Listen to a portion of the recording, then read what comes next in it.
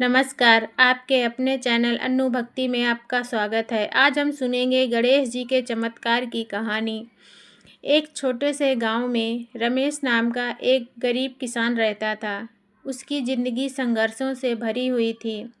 छोटी सी ज़मीन, कर्ज का बोझ और परिवार की जिम्मेदारियां सब कुछ उसकी पीठ पर था। उसकी पत्नी सीता और एक छोटा बेटा सोनू था, जिनकी आंखों में हमेशा उम्मीद छलकती थी। लेकिन रमेश की आंखों में चिंता साफ दिखाई देती थी। रमेश दिन रात मेहनत करता, लेकिन फिर भी उसके खेत से उतनी फसल नहीं निकलती कि घर का खर्च चल सके।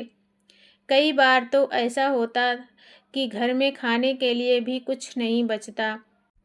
गांव वाले भी उसे ताने मारते, रमेश तेरी किस्मत ही खराब है। एक दिन गांव में गणेश चतुर्थी का त्योहार आने वाला था। पूरे गांव में उत्साह था। हर घर में तैयारी हो रही थी, लेकिन रमेश के घर में सन्नाटा था। सीता ने धीरे से कहा, सुनिए, इस बार हम भी गणपति बप्पा की पूजा करेंगे।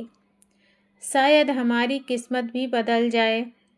तब रमेश ने कहा निराश होकर, सीता, हमारे पास पूजा करने के लिए कुछ भी नहीं है। ना पैसे हैं, ना मिठाई, ना ही सजावट का सामान है। सीता मुस्कराई और बोली, भक्ति में दिखावा नहीं होता। सच्चे दिल से पूजा करेंगे तो बप्पा जरूर सुनेंगे। सीता की बात रमेश के दिल को छू गई। अगले दिन वह जंगल के पास गया और वहां से मिट्टी लाकर अपने हाथों से एक छोटी सी गणेश जी की मूर्ति बनाई। उसने उसे घर के एक कोने में रखा और साफ सफाई करके एक छोटा पूजा स्थान तैयार किया। गणेश चतुर्थी के दिन पूरे परिवार ने मिलकर पूजा की। उनके पास ना लड्डू थे, ना फूल, बस थोड़ी सी गुड़ और आटे से बने छोटे लड्डू थे।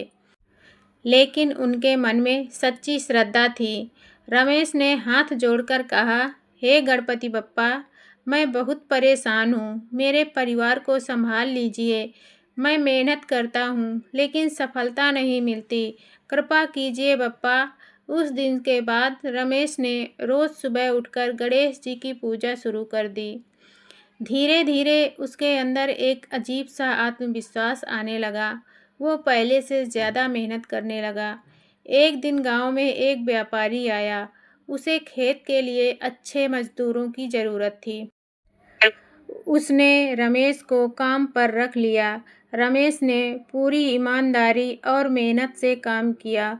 व्यापारी उसकी मेहनत से बहुत प्रभावित हुआ।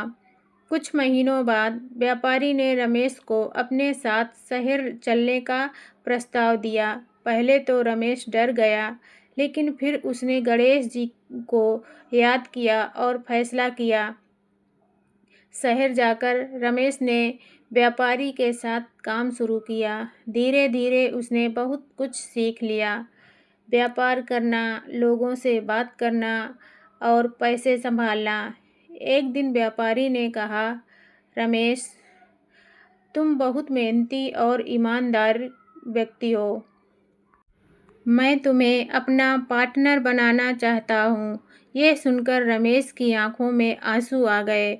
उसे विश्वास ही नहीं हो रहा था कि उसकी ज़िंदगी इतनी जल्दी बदल जाएगी। रमेश ने तुरंत अपने गांव जाकर गणेश जी के सामने माथा टेका और कहा, हे बप्पा, यह सब आपकी कृपा है। आपने मेरी ज़िंदगी बदल दी। अब रमेश की ज़िंदगी पूरी तरह बदल चुकी थी। उसने अपने गांव में एक बड़ा घर बनवाया, अपने बेटे को अच्छे स्कूल में पढ़ाने लगा और गांव के गरीब लोगों की मदद भी करने लगा। गांव वाले जो पहले उसे ताना मारते थे, अब उसकी इज्जत करने लगे। रमेश हमेशा कहता, यह सब गणपति बप्पा की कृपा है। अगर सच्चे दिल से उन्हें याद करो तो वे ज़रूर मदद करते हैं। एक दिन गांव में फिर से गणेश चतुर्थी आई। इस बार रमेश ने पूरे गांव के लिए भव्य पूजा का आयोजन किया। उसने गरीबों को खाना खिलाया और सबको यह संदेश दिया, भक्ति में ताकत होती है। जब इंसान सच्चे दिल से भगवान को याद करता है तो उसकी किस्मत ज़रूर बदलती है। पूजा के दौरान रमेश की आंखों से आंसू बह रहे थे, लेकिन इस बार ये आंसू खुशी के थे। अचानक एक छोटी सी घटना हुई। रमेश का बेटा सोनू भीड़ में खो गया। पूरे गांव में हड़कंप मच गया। रमेश घबरा गया और जोर जोर से पुकारने लगा, बप्पा मेरे बेटे को वापस लौटा दीजिए। कुछ देर बाद सोनू मंदिर के पास सुरक्षित मिल गया। उसने कहा, पापा मुझे ऐसा लगा जैसे किसी ने मुझे रास्ता दिखाया और यहाँ ले आया। रमेश समझ गया कि यह भी गणपति बप्पा का ही चमत्कार था।